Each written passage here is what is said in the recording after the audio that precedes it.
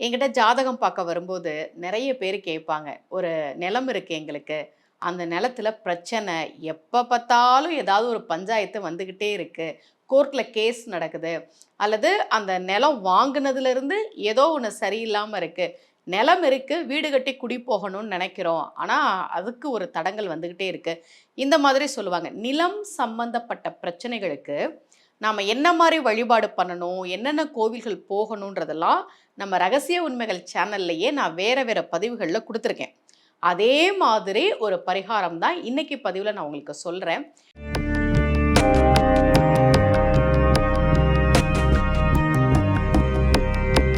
ரகசிய உண்மைகள் சேனலை பார்த்து கொண்டிருக்கும் உங்கள் அனைவருக்கும் சுமதி ஸ்ரீயின் அன்பு வணக்கம்.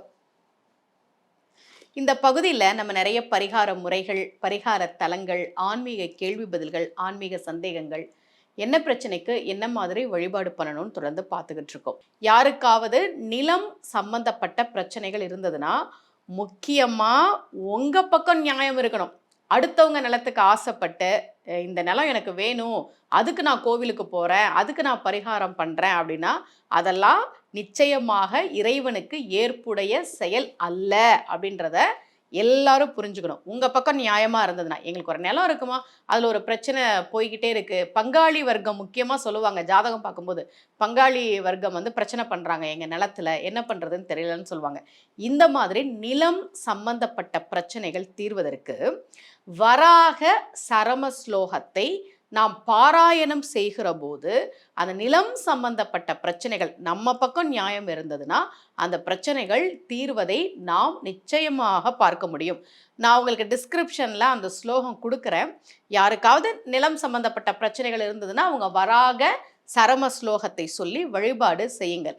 எல்லாரும் என்கிட்ட கேட்பாங்க, அம்மா இந்த மந்திரம்லாம் தப்பாக சொன்னால் எங்களுக்கு ஏதாவது ஆயிடுமா? ஏன்னா இப்போ அப்படிலாம் பயமுறுத்தி வச்சிருக்கிறாங்கல்ல, சரியான உச்சரிப்போட தான் சொல்லணும் அப்படின்னு. மந்திரங்களை சரியான உச்சரிப்போடு தான் சொல்லணும். அதில் மாற்று கருத்தே கிடையாது. ஆனால் முதல் முறை படிக்கிற போது, முதல் சில முறைகள் படிக்கிற போது, யாரா இருந்தாலும் எடுத்த உடனே சரியாக படிச்சிட மாட்டாங்க. நான் உங்களுக்கு நிறைய பதிகங்கள், பாசுரங்கள்லாம் கொடுக்குறேன்ல.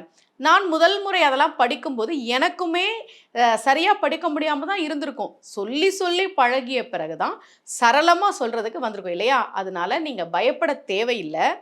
வால்மீகி ராமா ராமா ராமான்னு அவரால் சொல்ல முடியல. மராமரா மராமரான்னு சொன்னார். அந்த மராமராமரான்னு சொன்னதை தான் ராமா ராமா ராமா ராம ராம ராமன் சொன்னதாக இறைவன் பெருமாள் அதை கணக்கிலே எடுத்துக்கொண்டான். இங்கே பக்தி தான் முக்கியம். அதனால நீங்கள் பயப்பட தேவையில்லை. மந்திரங்களை முதல் முறை, இரண்டாவது முறை, சில முறைகள் ஆரம்ப நிலையில் நம்ம சொல்லும்போது உச்சரிப்பு, அதை எப்படி சொல்கிறதுன்னு தெரியாமல் தப்பாக சொல்கிறதெல்லாம் இருக்க தான் செய்யும். போக போக சரியான உச்சரிப்போடு நீங்கள் சொல்லி பழகிக்கலாம். அதனால் நீங்கள் பயந்துக்க தேவையில்லை. வராக சரம ஸ்லோகத்தை சொல்லி நீங்கள் வழிபாடு செய்கிற போது நிலம் சம்பந்தப்பட்ட பிரச்சனைகள் நிச்சயமாக தீரும் என்பது நம்பிக்கை. இதே போல மீண்டும் ஒரு பரிகார முறையோடு உங்கள் அனைவரையும் சந்திக்கிறேன். அனைவருக்கும் அன்புடன் சுமதி ஸ்ரீ.